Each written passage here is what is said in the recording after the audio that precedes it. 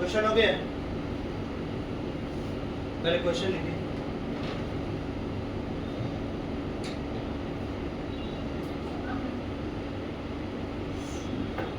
बहुत सारे लोग ऐसा कर रहे हैं 25%, और इसका क्या बता रहे हैं? नहीं, हम कंपोजिशन नहीं पूछ रहे हैं, यानी जीनोटाइप पे, फेनोटाइप। ए हो सकता है, बी हो सकता है क्या? अच्छा, लोग कह रहे हैं बी नहीं हो सकता है। मैन का दिया हुआ है, तो मैन के अकॉर्डिंग किड का ब्लड ग्रुप क्या हो सकता है? ए हो सकता है, ओ हो सकता है, बी नहीं हो सकता, ए भी हो सकता है।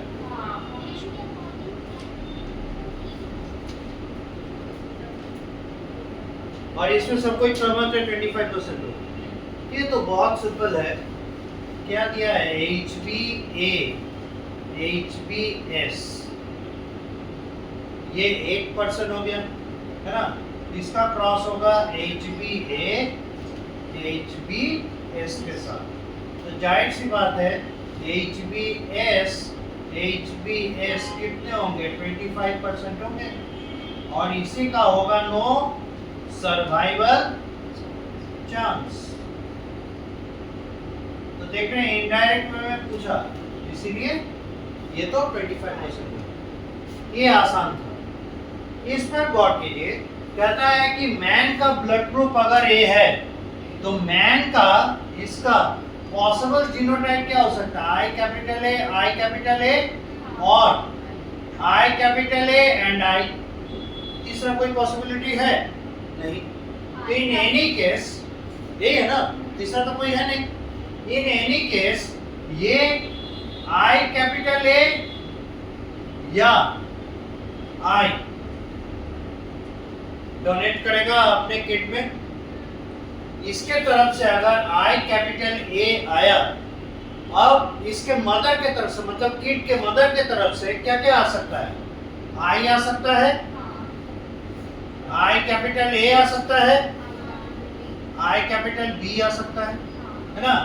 अगर मैन ने ये डोनेट किया, तो मदर के तरफ से क्या आ सकता है? आई आ सकता है, आई कैपिटल ए आ सकता है, आई कैपिटल बी आ सकता है। अगर ऐसा रहा, तो मैं ये किड क्या हो जाएगा? I capital A and I. ये होगा तो क्या होगा? I capital A and I capital A. और अगर ये होगा तो I capital A I capital B. तो ये रिजल्ट आउट क्या करेगा? ए, ये भी देगा ए, और ये क्या देगा? ए बी, है ना? यानी ए तो हो ही सकता है, ए बी भी हो सकता है। अब आइए, अगर मैन ने आई, स्मॉल आई कंट्रीब्यूट किया, तो ये रिजल्ट आउट क्या होगा? स्मॉल आई, ये क्या होगा? Small I A and small I, और ये क्या? I capital B and I. इसका रिजल्ट होगा ओ, इसका रिजल्ट होगा ए, इसका रिजल्ट होगा बी। यानी ओ भी बन सकता है, बी भी बन सकता है। तो समझ गए? तो इस तरीके से ऐसे क्वेश्चंस के सॉल्यूशन हम लोग तैयार करते हैं। हमेशा जितने भी पॉसिबिलिटीज हैं, सभी पॉसिबिलिटीज को अगर आप वर्कआउट कर लेते हैं, तब आपका क्वेश्चन सही तरीके से बनेगा। लेकिन एक बात ध्यान रखिए, ये क्वेश्चन आपको जो दिया गया, ये सब्जेक्टिव टाइप है। यानी आप समझ रहे हैं क्या करना होगा? इसमें आपको थ्रू प्रॉपर चैनल चलना पड़ेगा। मतलब आपने जो सोचा उसको वर्ड्स में सही तरीके से लिखना है। एमसीक्यू तो बन जाएगा, लेकिन उसको एक्सप्लेन करना, ये आपके लिए डिफिकल्ट जॉब हो जाएगा। इसीलिए बार बार समझा रहे हैं, कभी भी इस तरह के क्वेश्चंस आए, आप शॉर्टकट में जरूर बनाइए, क्योंकि आपके एमसीक्यू तैयारी के लिए है। लेकिन बोर्ड को भी ध्यान में रखते हुए सब्जेक्टिव क्वेश्चंस के आंसर पैटर्न पे इनको लिखिएगा। ये आपके राइटिंग हैबिट्स को डेवलप करेगा। नहीं तो आता हुआ क्वेश्चन इतने शॉर्ट में आप लिख दीजिएगा मार्क्स ही नहीं मिलेगा तो बड़ा अफसोस होगा। ठीक है, ऑलवेज एक्सपेक्ट द ऑड। हम डिफिकल्ट क्वेश्चंस एक्सपेक्ट कर सकते हैं और अपनी तैयारी उस लायक रखिए तो क्या होगा, आसान क्वेश्चन तो आसानी से बन ही जाएगा। ठीक है, समझ में आ गया? मिटा सकते हैं।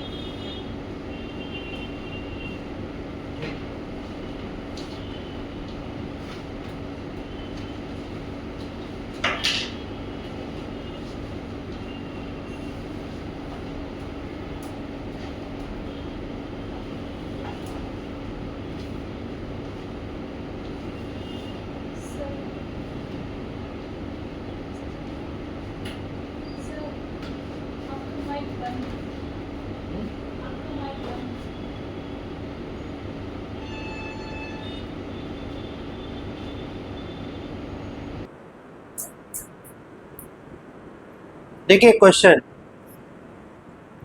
एक क्रॉस है,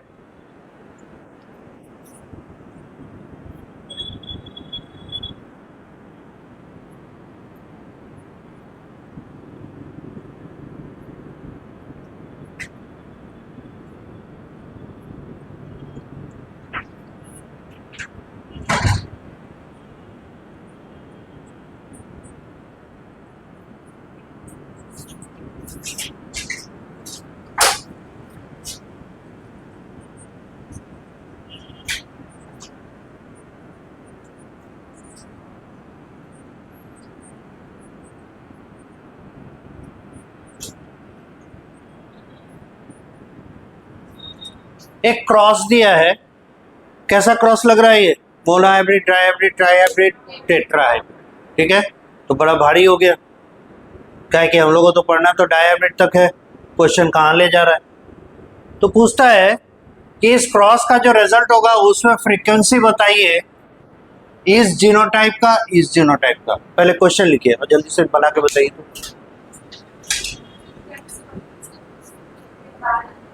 फ्रीक्वेंसी बताना है इनका और इनका, ये दो जीनोटाइप्स। और ऐसे क्वेश्चंस आप एक्सपेक्ट कर सकते हैं।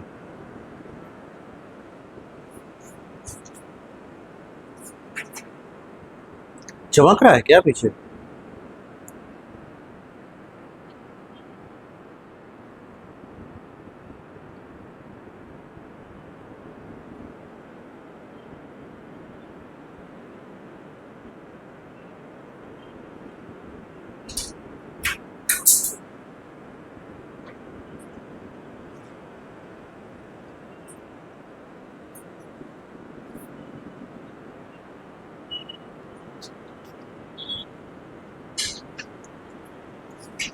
इसका बोल रहे हैं 256 और इसका 2/256। बाकी सारे लोग यही कह रहे हैं कि उनका भी कुछ अलग करना है, अलग करना है। बोलिए, एक जवाब ये आया, दूसरा जवाब बोलिए बोलिए।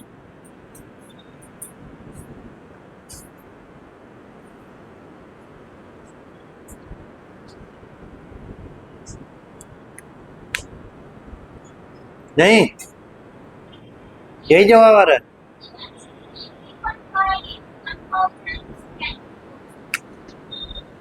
वन 1024 और किसके, इसका नॉमिनेटर 81 और इसमें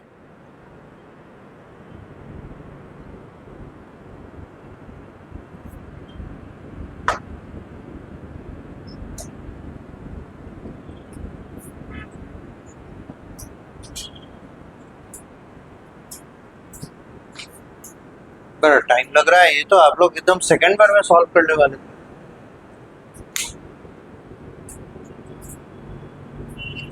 और भी कोई चॉइस है? अच्छा, ऐसा तो नहीं क्वेश्चन हवा ही नहीं लग रहा है, क्या करना है कैसे करना है, ऐसा भी है क्या?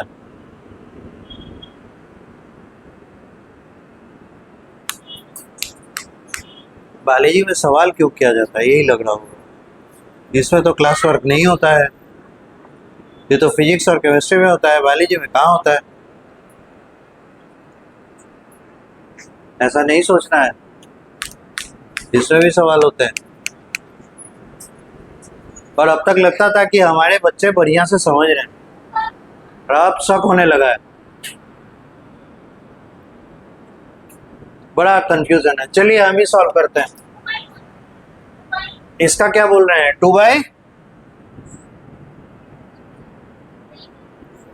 2 बाई मतलब पेंदा नहीं पता चल रहा कितना है। चलिए देखा जाए।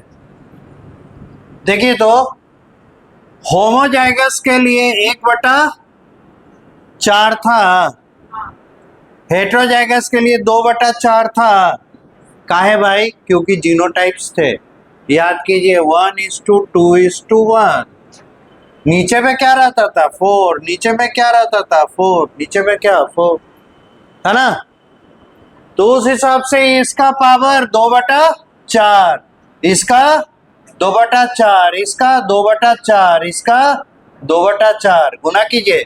2 दूनी 4 दूनी 8 दूनी 16, 4 चौके 16 चौके 64 चौके 256।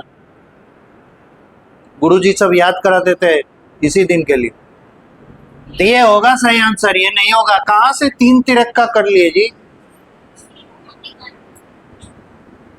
बोला हाइब्रिड में 1:2:1 आता है ना, 3 कहां से? अच्छा, फिनोटाइप वाला जीनोटाइप में मिक्स कर दिए। तो फिनोटाइप क्या होता? 3/4:1/4। यहाँ फिनोटाइप तो दिख ही नहीं रहा है, बता ही नहीं रहा है कि क्या था। अब यहां देखिए 2/4, 1/4, 1/4, 1/4, 1/4। क्या नतीजा होगा? 2/256। This is the answer. वही हम कहे कि हमको लग रहा है कि ये लोग बात समझ नहीं पा रहा, तो क्वेश्चन देकर पता कर लेते समझा कि नहीं समझा। ये जो टाइप्स, ये जो मॉडल्स आप देख रहे हैं ना, इन्हीं मॉडल्स पे क्वेश्चन आते हैं, इसी पे ज्यादा ध्यान देना है।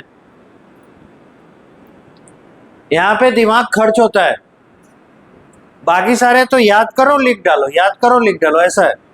मोनोहाइब्रिड क्रॉस क्या है? डायहाइब्रिड क्रॉस क्या है? मेंडल के 3 लॉज क्या थे? फर्स्ट लॉ का स्टेटमेंट क्या है? ये सब तो याद करो लिख डालो वाला। यहाँ पे माइंड अप्लाई करना होगा। इस तरह के क्वेश्चंस पे ज़्यादा समय दीजिएगा, तब आपका जेनेटिक्स वाला चैप्टर बहुत अच्छा हो जाएगा और इसमें से क्वेश्चन नहीं छूटेगा। और एक बात बता दें, जेनेटिक्स में जो क्वेश्चंस रहते हैं ना, जिसमें सॉल्व करना रहता है, उसमें स्टेटमेंट ऑफ क्वेश्चन रहता है काफ़ी बड़ा, 2-2, 3-3, 4-4 लाइन का, और आंसर बनता है 1 लाइन में या 2 लाइन में। देख रहे हैं, क्वेश्चन देने में 3 लाइन खर्च हुआ, आंसर तो इमीडिएट बन गया। तो ऐसे ही होते हैं ये, बस स्टेटमेंट को समझना होता है हम लोग को। क्या क्या यहाँ पे गिवन पैरामीटर्स है, डेटा निकालना होता है।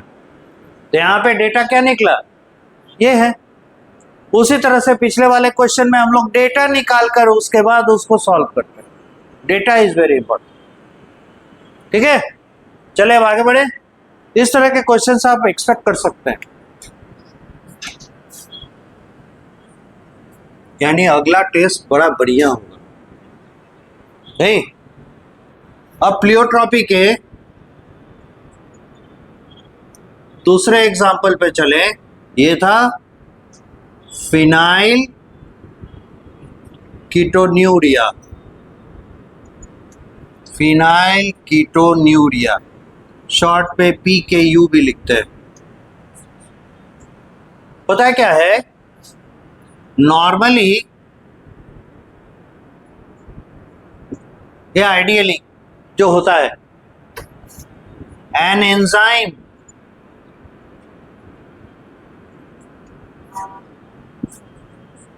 Phenyl alanine hydroxylase enzyme, phenylalanine hydroxylase enzyme PHE is present in cells of human that can convert the amino acid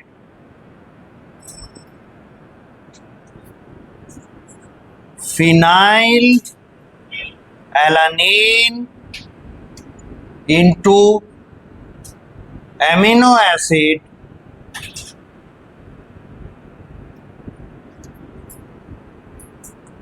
tyrosine. यहाँ सेंटर पे कट पॉइंट है, यहाँ पे कार्बन है, यहाँ हाइड्रोजन, यहाँ COOH, यहाँ पे NH2 और इस जगह पे CH2। This is phenylalanine.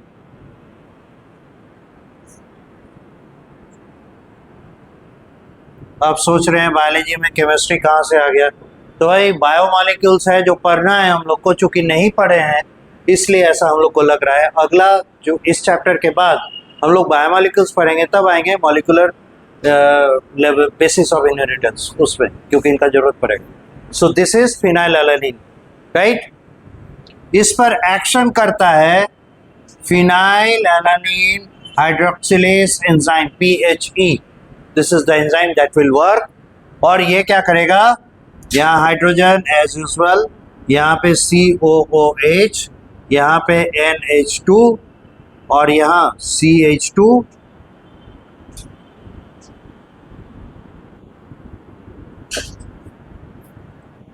तो इस पॉइंट पे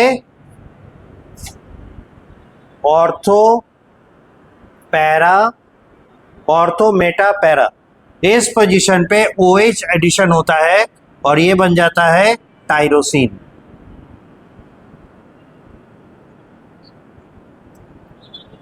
this is the reaction it catalyses, ठीक है।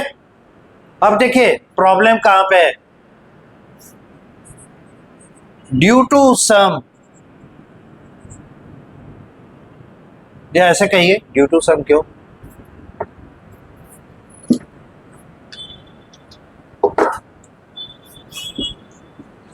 the gene for PHE यानी phenylalanine hydroxylase enzyme, the gene for PHE has two alleles. One is normal and the other is not normal. But the normal allele is dominant allele and the abnormal allele is recessive.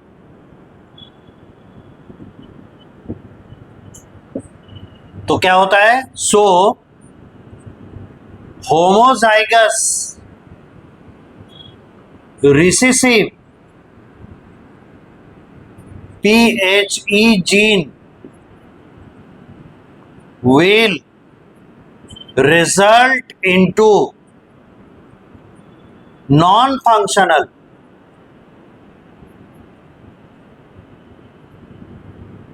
PHE यानी phenyl hydroxylase enzyme non functional वाला बनाएगा। तो नतीजा क्या होगा, अगर इस reaction पे गौर करें तो ये रिएक्शन होगा, नहीं होगा, तो टायरोसिन नहीं बनेगा और फिनाइलएलानिन क्या होगा, एक्यूमुलेट होने लगे। ठीक है, यहां तक नोट कीजिए।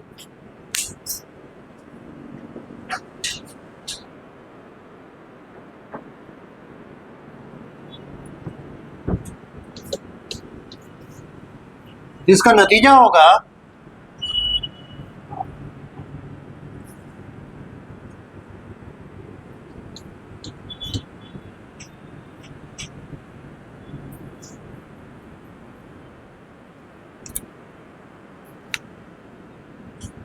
So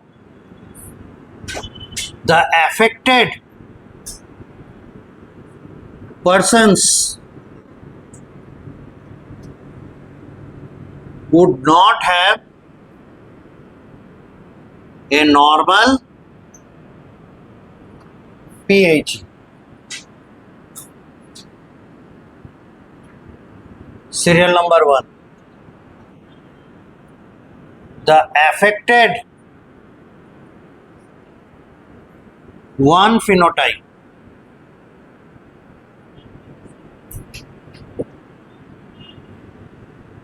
the affected people would not be able to convert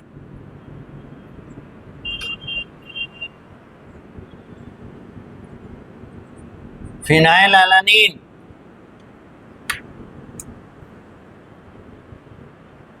into TYR.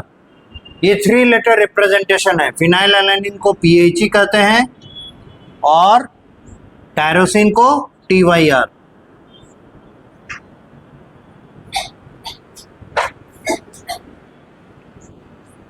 ये होगा second phenotype. one phenotype affected, second phenotype affected.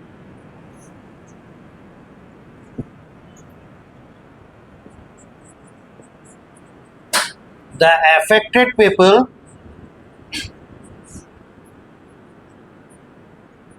will excrete. अच्छा, excrete बाद में. एक चीज यहां बताएं,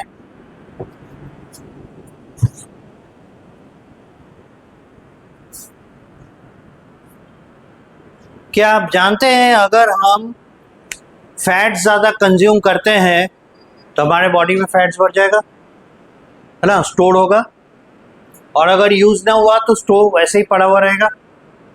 क्या आप जानते हैं अगर हम लोग हाई कार्बोहाइड्रेट कंज्यूम करते हैं तो पहले तो ग्लाइकोजन बढ़ेगा और उसके बाद वो फैट्स के रूप में स्टोर होगा, जानते हैं.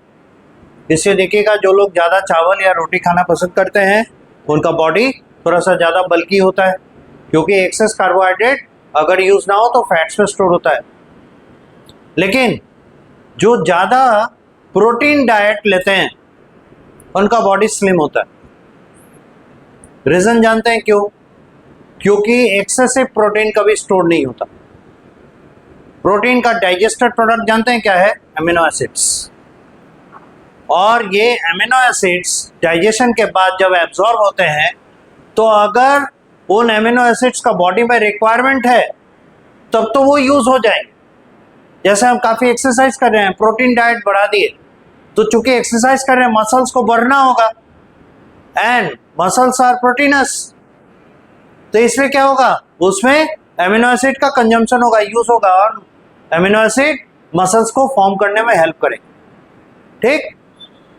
लेकिन अगर मस्कुलर वर्क कम है और प्रोटीन डाइट ज़्यादा है तो क्या होगा, एक्सेसिव एमिनो एसिड जो डाइजेशन के बाद एब्जॉर्ब हुआ वो स्टोर नहीं होगा.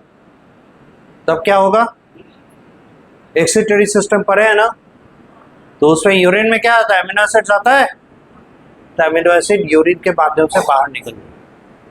ये बात समझ गए? नहीं, स्टोर नहीं होता है. यूज अगर होने लायक रहा तो वो यूज हो जाएगा, मतलब कोई फॉर्म करेगा किसी चीज को.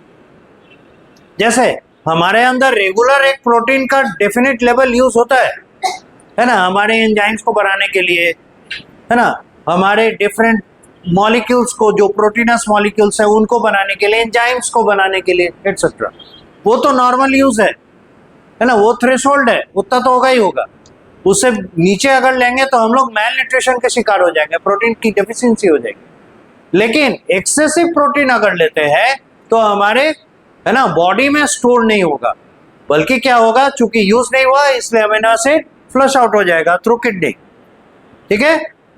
अब इस बात का इससे क्या लेना देना, देखिए तो ये फिनाइलएलानिन क्या हो रहा है, स्टक हो जाएगा ये फिनाइलएलानिन टायरोसिन में कन्वर्ट नहीं हो पा रहा, तो एक्सेसिव फिनाइलएलानिन होगा। तो यही बता रहे हैं, the affected people will have excess PHE यानी फिनाइलएलानिन इन देयर बॉडी, ठीक। So it will be excreted through urine. Along with this, the phenylalanine is also metabolized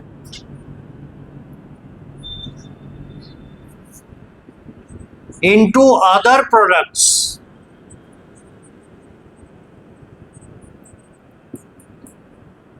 They would also be present in urine, in their urine.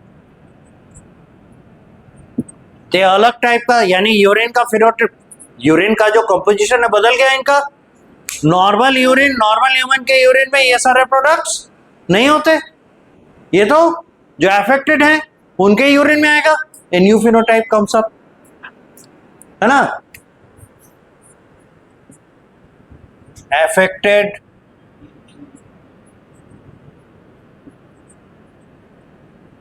Phenotype,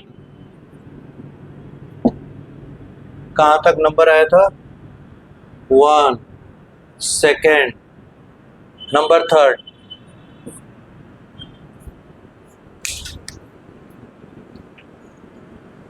यहां तक पूरा कीजिए।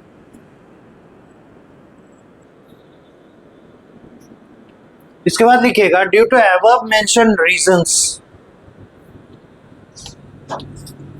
Due to above mention reasons,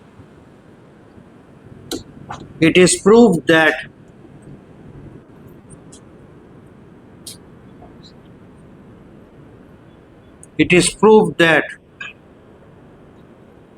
this inheritance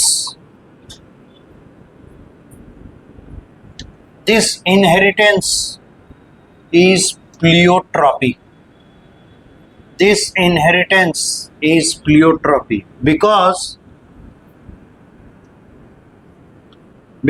capital P, capital H, capital E gene, because PHE, capital P, capital H, capital E gene is affecting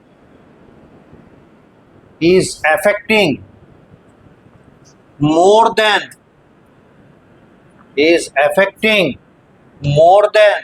one phenotypes, more than one phenotypes। Notes करके लिखिएगा, appearance of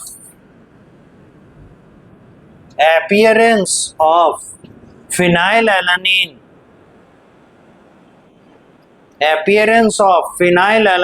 and its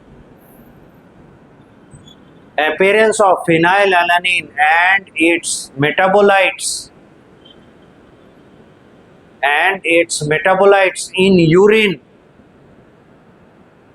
in large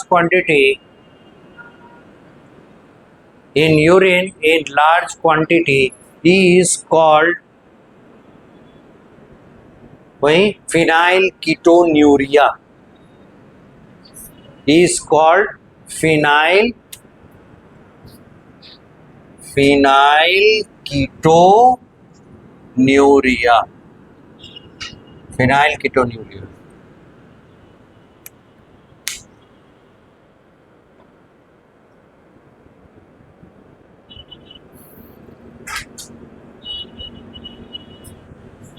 pleiotropy का एक और example आपको दिए हैं जो आपके एनसीईआरटी बुक में भी एक्सप्लेन किया है, वो है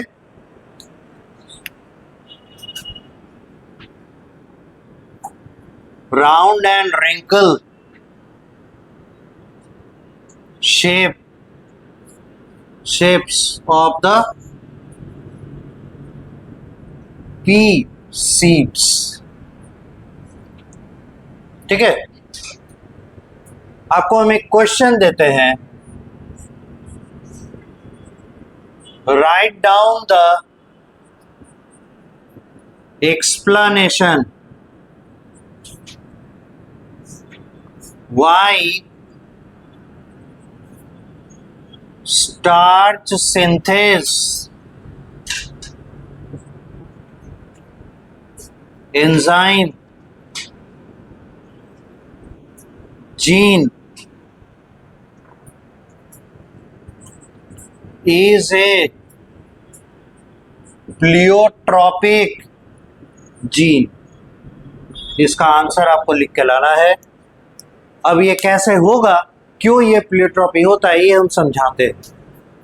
देखिए यहां दिया गया है एक नाम, स्टार्च सिंथेस एंजाइम। अगर इसको शॉर्ट में SSE लिखें हमारी सुविधा के लिए, ठीक है, तो बार बार इतना लंबा लिखना नहीं पड़ेगा। तो स्टार्च सिंथेस एंजाइम का जो जीन है, इसके ना 2 एलील होते हैं, एलील 1, एलील 2।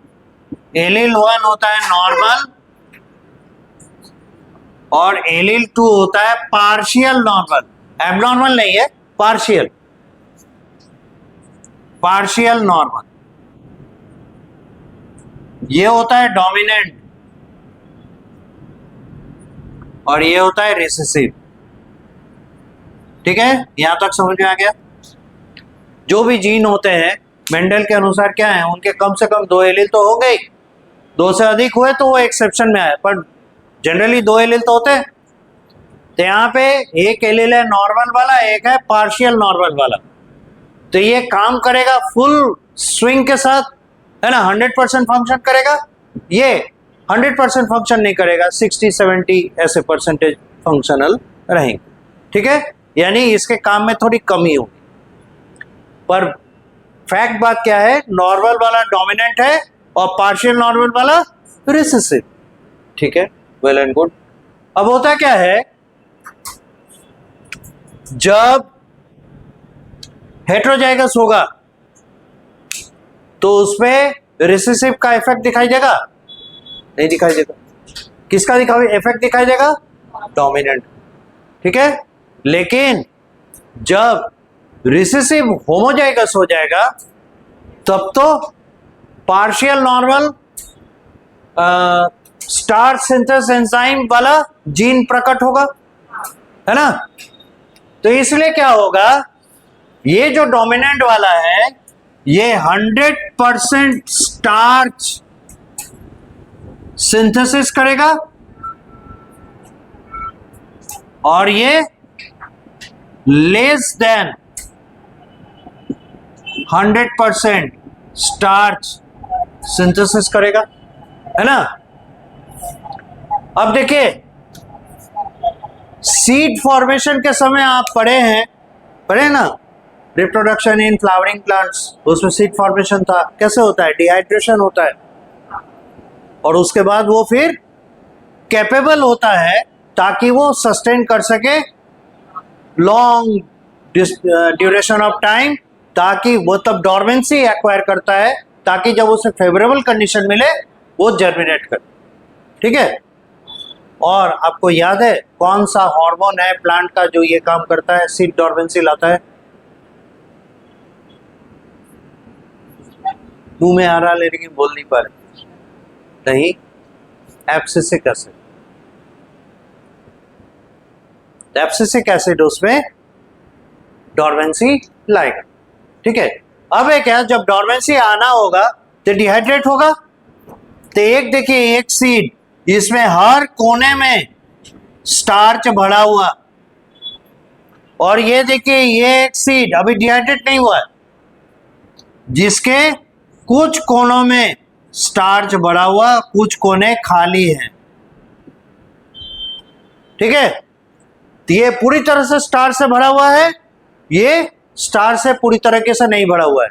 अब क्या होगा, डिहाइड्रेशन डिहाइड्रेशन। तो ये ऐसा शेप एक्वायर करेगा क्योंकि हर पॉइंट में स्टार्च है, और ये कैसा शेप एक्वायर करेगा, जहां पचक गया वहां पे स्टार्च नहीं था, खाली जगह था। ये देख रहे हैं ना, खाली जगह। तो डिहाइड्रेशन, ये भरा हुआ क्या था, वाटर, वाटर निकल गया। तो जिन जगहों पे वाटर था उस वजह से वहां पे क्या हो गया, दब गया, और जहां पे स्टार्च है वहां उभरा हुआ है। So this is the reason why it is round seed and it is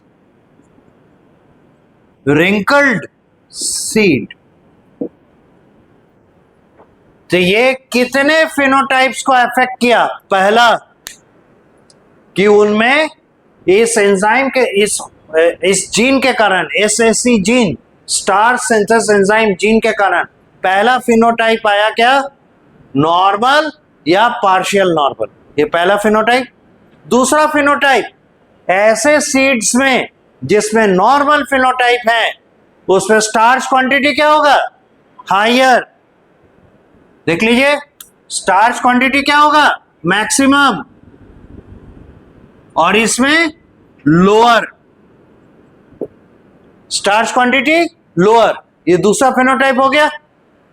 तीसरा फिनोटाइप देखिए, राउंड सीड रिंकल शेप, है ना। तो shape of the seed is also being affected. तो ये तीसरा फिनोटाइप है जो अफेक्टेड हो रहा है, किसके वजह से, स्टार्च सिंथेसिस एंजाइम के मदद से। इसलिए तीन तीन तरह के फिनोटाइप्स को अफेक्ट कर रहा है स्टार्च सिंथेसिस एंजाइम का जीन, इसीलिए किस में आएगा, प्लियोट्रोपी।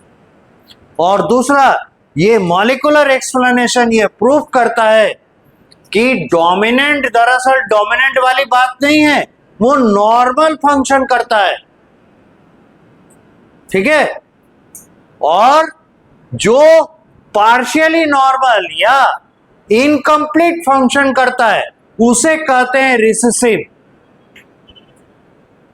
और डोमिनेंट वाला, जिसको हम लोग डोमिनेंट कर रहे हैं, उसका ये टेंडेंसी होता है जो पार्शियल या इनकम्पिटेंट मतलब फंक्शन वाला एलील है, अगर वो दोनों एक साथ आए तो उसकी कमी को ये पूरा कर दे। उसी को हम लोग, या उसी को मेंडल के ऑब्जर्वेशन से कहते हैं कि डोमिनेंट और रिसेसिव। डोमिनेंट वाला रिसेसिव को दबाता है, नहीं, डोमिनेंट वाला नॉर्मल करने की कोशिश करता है और रिसेसिव वाला एबनॉर्मलिटी को ला रहा है। अब इसको मिलाकर देखिए, टॉल एंड ड्वार्फ। देखिए, तो टॉलनेस अगर प्लांट में रहेगा, ये प्लांट के लिए बेनिफिशियल है या नहीं, कहिए कैसे, कैसे बेनिफिशियल है, ज्यादा,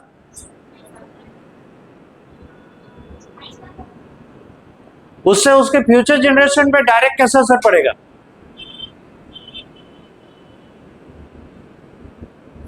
नहीं बात को पकड़ पाए।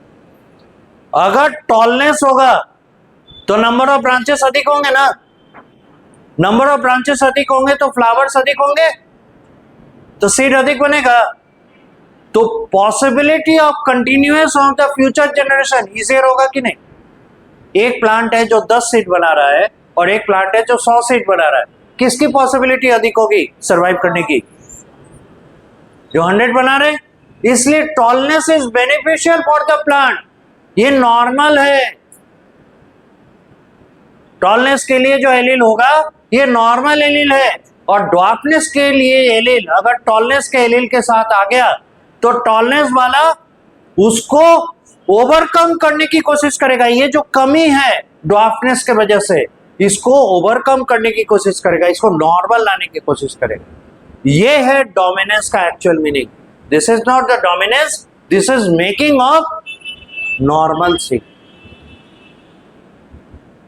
तो इस तरीके से मेंडलिज्म में जो डोमिनेंस है और रिसेसिवनेस है उसको भी यहाँ पे खंडित किया जाता है, उसको भी प्रॉपर एक्सप्लेनेशन दिया जाता है इस मॉलिक्यूलर एक्सप्लेनेशन से कि क्यों डोमिनेंट वाला रिसेसिव को दबाता है। दरअसल डोमिनेंट वाला रिसेसिव को नहीं दबा रहा, डोमिनेंट वाला रिकवर करने की कोशिश कर रहा है। इसका एक और एग्जांपल हम लोग देखें सिकल सेल एनीमिया वाले में, देखें ना, HbA और HbS ये 50% सिकल बना रहा है, ये 50% नॉर्मल बना रहा है, लेकिन आप जानते हैं हीमोग्लोबिन में एक एडेप्टेशन क्वालिटी होता है,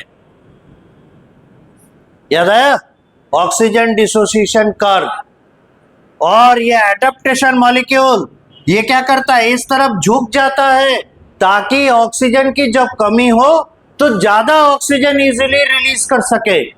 तो एडेप्टेशन के वजह से, सिकल सेल एनीमिया के वजह से जो एनीमिक कंडीशन आता, ऑक्सीजन की कमी होती, वीकनेस होता, उस वीकनेस को ये ओवरकम करने का कोशिश करता है, इसलिए बहुत कम अफेक्टेड होते हैं हेट्रोजाइगस। जितना इसका बुरा असर पड़ना चाहिए था उतना नहीं पड़ पाता, क्योंकि ये अडेप्टिंग मॉलिक्यूल है। और इसीलिए इस सिकल सेल एनीमिया को एक रिडल की तरफ प्लेस किया जाता है। हम लोग कहते हैं कि भाई देखिए कोडोमिनेंस, कोडोमिनेंस मतलब दोनों डोमिनेंट ना, लेकिन जब कहेंगे कैसा इनहेरिटेंस है तो कहते हैं इसको रिसेसिव इनहेरिटेंस है। क्यों? क्योंकि इसके प्रेजेंस में इसका इफेक्ट अंडरमाइन हो जाता है, उतना पावर के साथ एक्सप्रेस नहीं हो पाता है, यानी जितना एनीमिया होना चाहिए था, एनीमिया का बैड इफेक्ट उतना नहीं हो पाता। That is why it is said as a recessive inheritance, otherwise it is dominant, क्योंकि दोनों अपने आप को एक्सप्रेस कर रहा है। समझ में आया? This is how we can place the dominance and the recessive. तो अगला एक और क्वेश्चन है, explain the dominance and recessiveness of alleles with reference to